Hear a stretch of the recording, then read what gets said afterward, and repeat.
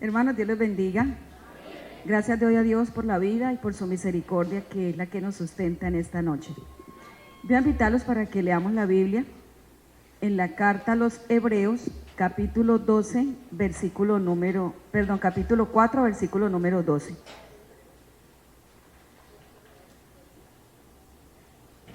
Carta a los Hebreos, capítulo 4, versículo número 12. Es un texto bien conocido por el pueblo de Dios. Ahí está proyectado, hermanos, lo leemos a una sola voz. Porque la palabra de Dios es viva y eficaz, y más cortante que toda espada de dos filos, y penetra hasta partir el alma y el espíritu, las coyunturas y los tuétanos, y discierne los pensamientos y las intenciones del corazón. Amén. Amado Jesús y Dios Todopoderoso, honramos tu nombre, que es sobre todo nombre. Te doy gracias por tu presencia en este lugar, porque has derramado de tu gracia, de tu fidelidad y de tu misericordia sobre este pueblo. Gracias, Señor, por permitirnos el privilegio de honrarte y de glorificarte. Gracias, Señor, porque en esta noche hemos podido sentir tu presencia moviéndose en medio nuestro. Y en tu nombre, Señor Jesucristo, te pido que nos hables conforme a tu propósito. Permite que esta palabra la podamos, Señor, atesorar en nuestro corazón y ponerla por obra, a fin de que nuestras vidas sean edificadas y dispuestas para toda buena obra. Amén. Tengan la bondad y se sientan, hermanos. Como decía la hermana Yolanda, el tema de esta noche es eficacia de la palabra de Dios. ¿Qué es eficacia? Es la capacidad de lograr el efecto que se desea o espera. Contratamos, ¿por qué nosotros no fabricamos unos muebles? Porque no nos quedarían bien. Entonces, por eso contratamos a un carpintero, porque él hará el trabajo de manera eficaz y eficiente. Entonces, eficacia es la capacidad de lograr el efecto que se desea o que se espera. ¿Cómo sabemos nosotros que la palabra de Dios ha logrado el efecto que ésta se propone? Sencillo, todos los que estamos aquí en esta noche y los que hemos nacido de nuevo, somos testigos de que la palabra de Dios hace un efecto en nosotros. ¿Cuál es ese efecto? Convencernos de pecado y hacer que nosotros reconozcamos que necesitamos un Salvador. Así que si usted se pone a pensar quién era usted antes de que escuchara la palabra de Dios y que por fe la creyera, fuera a las aguas del bautismo y el Señor hiciera de usted una nueva criatura, entonces pensemos en ese que antes no podía hablar sin decir groserías, que era maldiciente, pero que ahora usted ha cambiado sus palabras maldicientes por bendición para Dios. Ese que era ladrón, pero que ahora le podemos prestar y paga, porque ahora es un hombre nuevo. Ese que era infiel, pero ahora es fiel a su familia, a su hogar y a Dios. ¿Qué decir de algunos que eran mentirosos, que siempre hablaban mentira, pero que ahora hablan verdad, porque ahora tienen el Espíritu de Cristo? Este texto que leímos empieza con la palabra porque. Esta palabra se usa para entrelazar una idea de la que se viene hablando y quiere explicarla o quiere ampliarla. Entonces, miremos por qué este texto empieza con la palabra porque. En el capítulo 3 y capítulo 4 de la carta a los Hebreos, estos capítulos muestran el propósito de la vida nuestra, que es entrar en el reposo de Dios. ¿Cuántos quieren entrar en el reposo de Dios? A través de la vida eterna, hermanos. Nuestro reposo eterno será el día que estemos para siempre con el Señor. El escritor de los Hebreos, en el capítulo 3 y en el capítulo 4, muestra ampliamente y pone de ejemplo al pueblo de Israel, la manera como ellos fracasaron y esa generación que salió del pueblo de Egipto no entró a la tierra prometida, es decir, no gozaron del reposo de Dios que era manifestado a través de la tierra prometida. En Hebreos el capítulo 3, el versículo 16 o el 15, entre tanto que se dice, si oyeres hoy su voz, no endurezcáis vuestros corazones como en la provocación. ¿Quiénes fueron los que habiendo oído le provocaron? ¿No fueron todos los que salieron de Egipto por mano de Moisés? ¿Y con quiénes estuvo él disgustado 40 años? ¿No fue con los que pecaron, cuyos cuerpos cayeron en el desierto? Y a quienes juró que no entrarían en su reposo, sino a aquellos que desobedecieron, y vimos que no pudieron entrar a causa de la incredulidad. ¿Sabe, hermanos, que el conocimiento de la palabra de Dios, y no solo conocerla, en el mundo encontramos gente, el hermano Artemo creo que anoche decía, hay mucha gente, fue el martes, el hermano que predicó, el pastor, hermano Gustavo, él hablaba, hay gente que en el mundo saben de la palabra de Dios, conocen la doctrina, conocen textos, defienden la unicidad, pero en la congregación hay hermanos con 15, 10, 20 años y no saben cómo definir la unicidad o cómo hablar de la redención, de la justificación, nos explicaba el hermano Gustavo. Quiere decir, hermanos, que no es solamente que nosotros conozcamos la palabra de Dios, el verdadero conocimiento de la palabra de Dios viene a través de nuestra obediencia a ella. Porque ¿cuántos saben que matar es pecado? Y la gente en el mundo sabe los 10 mandamientos, no matarás, pero aún así matan. O no codiciarás la mujer de tu prójimo, pero aún así son infieles. ¿Y cuántos cristianos que perseveramos y que asistimos al culto y que somos bautizados hasta servidores, no obedecemos la palabra de Dios? Entonces, hermano, el verdadero conocimiento de la palabra de Dios lo podemos reflejar obedeciendo la palabra, no hay otra manera. Cuando el escritor a los Hebreos, hablando de que el pueblo no gozó del reposo de Dios, nosotros, hermanos, gracias a Dios y a su infinita gracia, que nosotros hemos entrado en su reposo. Hermano, porque es que mi reposo no está en que llegue el día sábado o en que llegue el día domingo, sino en que Jesucristo tiene cuidado de mí. Mi reposo no está en que yo duerma en un colchón Pullman, sino en la seguridad de que la palabra de Dios dice que yo me acuesto, puedo dormir y me puedo levantar porque Jehová me sustenta. Mi seguridad, hermanos, no está en la vida que tengo, o en el trabajo, o en mis fuerzas, en que mis papás fueron muy alentados y yo también gozo de buena salud. No, mi reposo y mi seguridad está en que si llego a morir, Dios me guiará aún más allá de la muerte.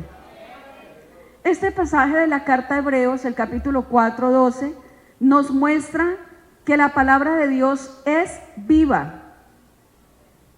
¿Alguien pudiera decirme por qué la palabra de Dios es viva?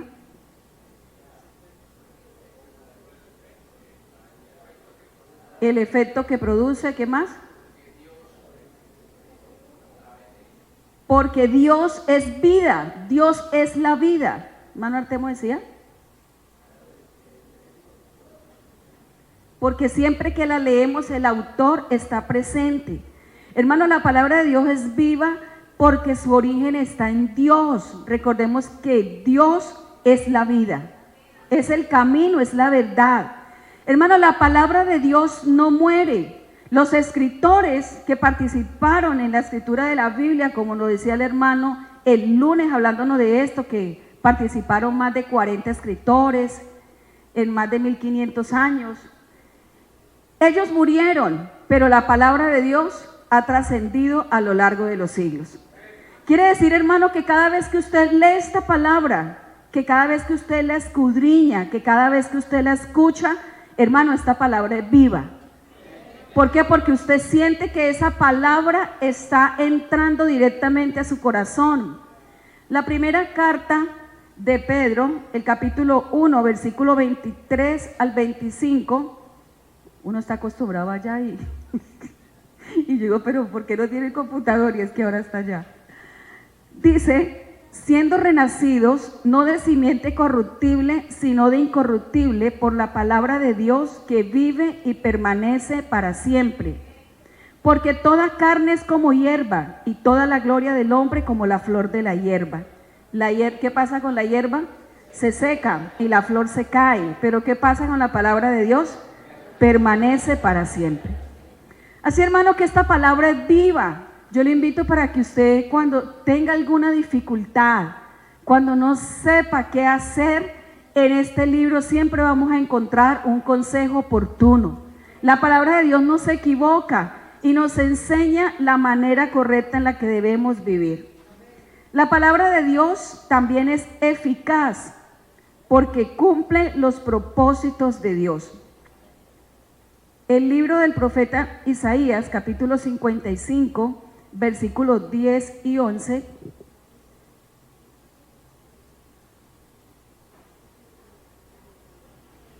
Porque como desciende de los cielos la lluvia y la nieve, y no vuelve allá, sino que riega la tierra y la hace germinar y producir, y da semilla al que siembra, y pan al que come, así será mi palabra que sale de mi boca. No volverá a mí vacía, sino que hará lo que yo quiero, y será prosperada en todo para que la envíe. ¿Para qué el Señor nos envió esta palabra? Hermano, para darnos a conocer su plan de salvación.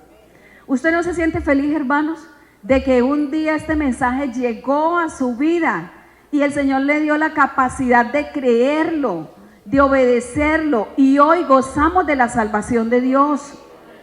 El hecho, hermano, de que gocemos de la misericordia, del amor, de su abundante gracia, hermano, es porque la palabra de Dios se cumple y cumple los propósitos por la cual nosotros la tenemos. La palabra de Dios es más cortante que toda espada de dos filos. Esto nos enseña, hermanos, que la palabra de Dios tiene un poder que penetra, y no solo que penetra la vida, sino que también la transforma. ¿Qué transforma la palabra de Dios? Nuestra mente, el corazón y nuestra voluntad son impactados por el poder de Dios. ¿Qué fue la que nos hizo conocer que vivíamos en pecado? Antes de conocer la palabra de Dios, hermano, nosotros vivíamos de cualquier manera, hablábamos de cualquier manera, vestíamos de cualquier manera, hasta que escuchando la palabra de Dios, esta palabra redarguyó en nuestro corazón y nos enseñó que estábamos viviendo mal. La palabra de Dios, entonces, ella hace que nuestra manera de vivir sea la que agrada a Dios. Antes de conocer la palabra de Dios, hermanos, vivíamos para satisfacer nuestra carne. Vivíamos enemistados de Dios, lejos de su gracia, lejos de su salvación, lejos de su misericordia. Pero gracias a esta palabra que Él nos envió, que es la que nos ha abierto las puertas a su gracia salvadora. ¿Usted recuerda, hermano, la primera vez que escuchó el mensaje? Y entonces aquí había un predicador y usted se sintió como desnudo o descubierto en su condición pecaminosa. Y algunos hasta llegaron a pensar, eso fue que el vecino que me invitó, claro, chismoso, vino y le contó al pastor toda mi vida. Y mira, el pastor me las está cantando todas a mí. ¿Sí le pasó a alguno?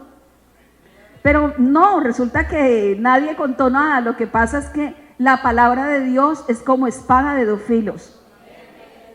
Dios no necesita que nadie le cuente nuestra condición, Él la conoce. Dice además Hebreos 4:12 que la palabra de Dios penetra hasta partir el alma y el espíritu, las coyunturas y los tuétanos. Esto quiere decir que la palabra de Dios penetra todo nuestro ser. Hermano, eso que nadie puede ver en nosotros, nuestros sentimientos, nuestros deseos, hasta allá penetra la palabra de Dios. Nos está diciendo que ninguna área de nuestra vida se puede esconder de Dios. Fácilmente nosotros nos podemos esconder de los hermanos, de la familia, de los servidores, pero ¿cómo escondernos de la presencia de Dios? El salmista escribiendo dice, si voy a los cielos, allí estás tú. Si me voy al otro extremo de la tierra, allí también estás. Si me voy a lo profundo del mar, sorpresa, allí también estás. ¿Cómo vamos a huir de la presencia de Dios? El Salmo 139 es un salmo hermoso que nos habla de la omnisciencia y la omnipresencia de Dios. El Salmo 139 nos muestra al Dios que nos conoce. ¿Sabe que no hay otra persona que nos conozca como Dios? ¿Cuántos hombres se fueron abandonando a su esposa y ella dice, este hombre yo no lo conocía, vivía engañada? ¿Sí o no? Pero Dios sí nos conoce. El salmista dice, me has examinado y conocido. ¿Sabe que Dios nos examina no para condenarnos? Él nos examina con amor para curarnos. Eso hace esta palabra, hermanos, eso hace la palabra de Dios, que cuando penetra a nuestra alma y a nuestro espíritu, es como ese cirujano que coge el bisturí y comienza a cortar la piel, las capas de la piel hasta llegar a ese tumor. ¿Para qué? Para sacar lo que es lo que estaba haciendo daño. Así que cuando la palabra de Dios comienza a penetrar, hermano, en su alma, en su espíritu, no se enoje. Más bien dele gracias a Dios. ¿Sabe que cuando Dios me habla a mí, yo me alegro tanto, hermano, y yo le digo al Señor, gracias, porque pensaste en mí para este mensaje? Cada vez que el Señor me habla y yo tengo que decirle, Señor, gracias. Vinieron 200 hermanos al culto y usted me habló fue a mí. ¿Por qué me voy a enojar? Si es que Dios todo lo examina y todo lo conoce. El salmista dice, conoces mi sentarme, mi levantarme, has entendido mis pensamientos, has escudriñado mi andar y mi reposo. Si estoy despierta, Dios me conoce. Si estoy dormida, también sabe lo que pasa ahí en mi sueño. Y dice también, y aún no está la palabra en mi lengua, y he aquí tú la conoces, y no una parte la conoce toda. Por eso el Salmo 119, versículo 11, hay una oración hermosa, y dice, en mi corazón atesoro tus dichos para no pecar contra ti. Hermano, la única manera de que nosotros evitemos o rechacemos el pecado para no ofender a Dios es guardando esta palabra. Vuelvo a referir al predicador del lunes, no aquí debajo del brazo, no en nuestro bolso, en nuestro corazón. Pero en nuestro corazón no habrá palabra para defendernos de los ataques del maligno si nosotros no la leemos y no la escudriñamos. Esta palabra, además de que penetra hasta partir el alma, el espíritu, las coyunturas y los tuétanos, también discierne los pensamientos y las intenciones del corazón.